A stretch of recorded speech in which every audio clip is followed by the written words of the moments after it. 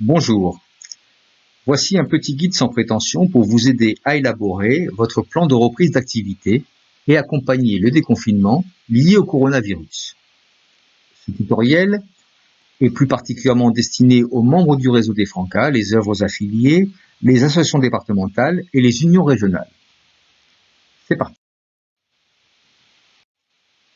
Nous allons tout d'abord aborder les principes généraux d'un PRA, plan de reprise d'activité. Mais c'est quoi un PRA? Un PRA, c'est avant tout un outil dynamique, vivant et partagé qui permet d'effectuer une analyse de la situation spécifique au regard des risques de contamination, et c'est aussi un outil qui décline des modalités opérationnelles pour reprendre le plus rapidement possible une activité sécurisée, même en mode dégradé. À quoi sert un PRA? Le PRA sert à la fois d'outil méthodologique et stratégique et de guide de procédure qui conditionne la reprise d'activité en garantissant la sécurité sanitaire des personnels, des usagers et des tiers. Enfin, à qui s'adresse le PRA? Le PRA est un document qui doit être partagé. De façon générale, il doit être partagé par toutes les personnes qui devront en respecter les termes, et ce, dans toutes les phases de la démarche: la conception, la mise en œuvre et l'évaluation. Dans la pratique de nos organisations, cet outil est surtout partagé dans sa conception avec les représentants du personnel et le bureau associatif. Le plus souvent, les autres parties prenantes n'en découvrent que les procédures de mise en œuvre. De manière générale, la démarche PRA doit correspondre aux nécessités effectives de la structure. Ce n'est bien entendu pas tout à fait la même chose si on est dans une structure qui gère en direct de l'activité, avec un personnel important et un public en nombre, et si l'on est dans une structure plus modeste, avec 1 ou 2 salariés, et des actions concentrées autour de projets spécifiques. Donc, même si nous allons aborder la démarche PRA de façon quasi exhaustive, n'oubliez pas de faire preuve de bon sens en adaptant cet outil à vos besoins effectifs, sans chercher de complexité inutile et faussement protectrice. La démarche PRA s'appuie donc sur 10 étapes structurantes avec bien sûr des regroupements, voire des fractionnements possibles en fonction de vos besoins. Ce sont ces étapes que nous allons explorer à présent. Définir le contexte et rappeler nos finalités au moment de la reprise d'activité constitue une étape essentielle et commune à toutes nos organisations. Il convient de ne pas la négliger pour ne pas se tromper de stratégie ni passer à côté d'éléments déterminants. Dans l'analyse du contexte, il nous faut explorer les éléments qui pourraient avoir un réel impact sur le bon déroulement du déconfinement et sur la reprise d'activité. Les 3 thématiques présentées là sont à la fois courantes et communes, mais il y en a probablement d'autres, internes ou externes, qui vous sont spécifiques. Par exemple, le fait d'avoir plusieurs sites d'activité répartis sur un vaste territoire, ou encore une carence de gouvernance, notamment sur des postes clés, sont des éléments contextuels qui impacteront probablement votre PRA. À côté du contexte, il convient aussi d'identifier les actions qui sont essentielles, soit pour permettre la mise en œuvre du projet associatif, soit pour garantir la continuité d'existence de l'association. Une fois que les activités clés sont appréhendées, une fois que le contexte qui va les influencer est analysé, il convient d'identifier nos besoins spécifiques. Par exemple, l'analyse du contexte, aussi bien politique que financier, nous oblige à ouvrir un accueil de loisirs dès que ce sera possible d'un point de vue sanitaire et administratif. Comme condition préalable, l'identification de nos besoins de sécurisation sanitaire s'impose pour organiser cet accueil. Un accueil d'enfants, bien entendu, mais aussi d'adultes, d'animateurs, personnels de service, etc., auprès desquels nous avons des obligations de sécurisation sanitaire. Ces obligations se traduisent notamment par la mise à disposition d'EPI, équipements de protection individuelle, et par le respect de règles de distanciation sociale. Cet exemple est à la fois relativement simple et très commun, mais vous l'avez compris, cet exercice ne souffre d'aucune approximation. Cet exercice d'identification et de formalisation des besoins doit s'effectuer sur l'ensemble des actions que vous aurez préalablement identifiées comme nécessaires à la continuité de votre activité. L'étape suivante consiste à repérer et à mesurer les principaux risques liés aux activités que vous envisagez de reprendre. Tout d'abord, les risques doivent être identifiés aux différents niveaux de l'organisation. Par exemple, c'est à ce moment que vous pouvez constater que le siège associatif est constitué de locaux plutôt exigus et que les bureaux sont partagés par plusieurs personnes. Ou encore que les animateurs du centre de loisirs ne sont pas véhiculés et qu'ils devront emprunter les transports en commun avec tous les risques que cela comporte. Ensuite, les risques doivent être identifiés en fonction de vos objectifs associatifs. Par exemple, le fait que de nombreux administrateurs ne soient pas équipés ou à l'aise avec l'informatique, et donc que les moyens d'administration à distance sont très limités, pourrait à terme créer un risque dans la gouvernance.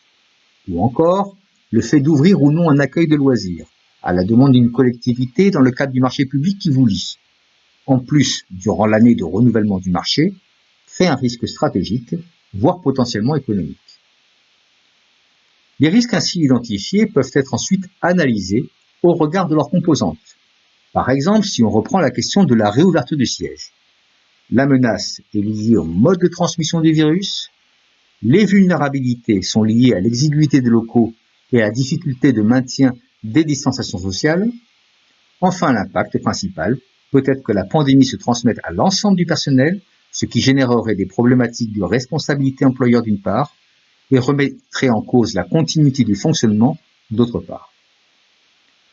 De fait, ce risque étant identifié, je peux à présent l'apprécier et le mesurer sur une échelle probabilité-gravité. Dans mon exemple, je peux considérer que du fait de la disposition des locaux en l'état, l'ouverture du siège créerait un risque contagieux de probabilité élevée et d'impact grave. Cela ne signifie pas que le siège ne doit pas ouvrir. Après tout, vous avez peut-être identifié que son ouverture était d'une importance capitale. Cela signifie par contre que les dispositions de sécurisation que vous allez devoir prendre sont très importantes, de façon à diminuer l'intensité du ratio probabilité-gravité. Ça y est, ce travail quelque peu fastidieux de cartographie des risques que vous avez ainsi pu élaborer vous conduit à un moment hautement stratégique de choix des activités que vous allez devoir et pouvoir reprendre. Résumons. Vous avez analysé le contexte qui doit influencer votre décision et répertorié l'ensemble de vos activités. Pour chacune de ces activités, vous avez déterminé quels étaient les risques au regard du danger coronavirus. Ces risques, vous les avez analysés à l'aide d'outils comme la matrice probabilité-gravité.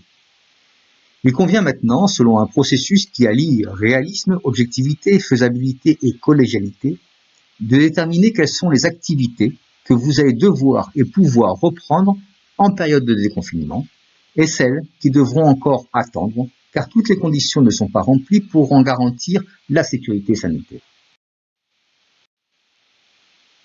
L'étape de formalisation des moyens et des procédures n'est pas la moins fastidieuse, mais elle est déterminante car elle établit les règles du jeu des modalités de déconfinement.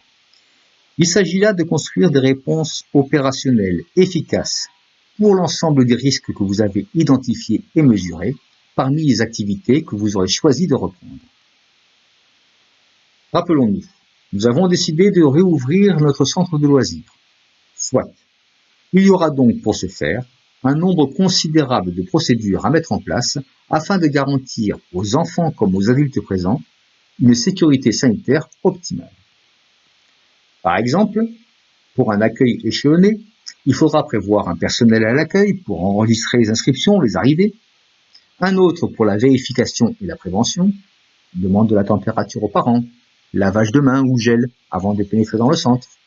Il en faudra peut-être sûrement un troisième, surtout au début, pour conduire l'enfant jusqu'à son espace d'activité. Il faudra enfin prévoir un marquage au sol de distanciation pour les parents qui attendent de déposer leur enfant et le soir pour le récupérer. Tout cela s'anticipe et tout cela s'écrit. Il faut tout prévoir ou presque pour prévenir les risques, sans non plus sombrer dans une forme de paranoïa qui pourrait nous amener à surenchérir sur les précautions nécessaires. Tout prévoir et donc tout consigner pour une application qui s'imposera à tous. Bien entendu, cet exercice est à effectuer pour toutes les activités que vous aurez choisi de réouvrir. Dans chaque unité d'activité, le centre de loisirs, ou le siège de l'association par exemple. Il est préférable de désigner un responsable sanitaire, de préférence un cadre ou un chef d'équipe, mais ce peut être aussi un bénévole, qui sera chargé de veiller à l'application des procédures de sécurité sanitaire et qui pourra, le cas échéant, en proposer des adaptations locales. En temps de crise, la question de la communication est tout à fait cruciale. Vous devez bien entendu informer les salariés des dispositions prises pour leur sécurité. Plus particulièrement, vous devez présenter et recueillir l'avis des représentants du personnel sur les procédures que vous envisagez de mettre en œuvre. Par ailleurs, pour l'ensemble des salariés, et tenant compte de leurs caractéristiques métiers, vous devez aussi transmettre sous forme de fiches un protocole spécifique et adapté.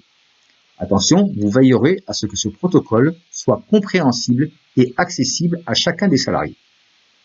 Il peut aussi être nécessaire de former certains salariés sur l'application des gestes barrières et en particulier les salariés en responsabilité d'équipe. En outre, les gestes barrières et les signalétiques spécifiques de nettoyage seront partout rappelés par affichage. Les dirigeants bénévoles de l'association sont aussi tenus informés, bien entendu, de toutes les étapes de réalisation du protocole sanitaire global, soit parce qu'ils sont en situation d'élaboration de celui-ci, soit parce que, disposant d'une direction permanente, ils délèguent au cadre le soin de son élaboration. Mais ils resteront tout de même responsables des impacts de la mise en œuvre. De fait, le protocole sanitaire que nous retrouverons dans le PRA sera soumis pour approbation aux instances dirigeantes, bien entendu.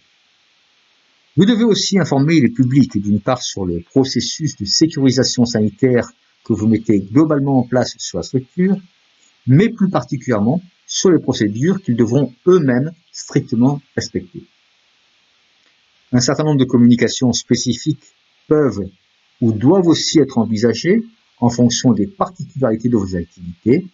Parmi elles, citons notamment les partenaires institutionnels, les sous-traitants, les intervenants, les fournisseurs ou encore la presse. Et puisque nous sommes à l'intérieur d'un réseau fédéral, il est important de communiquer au sein de l'ensemble de Franca sur les processus sanitaires mis en place.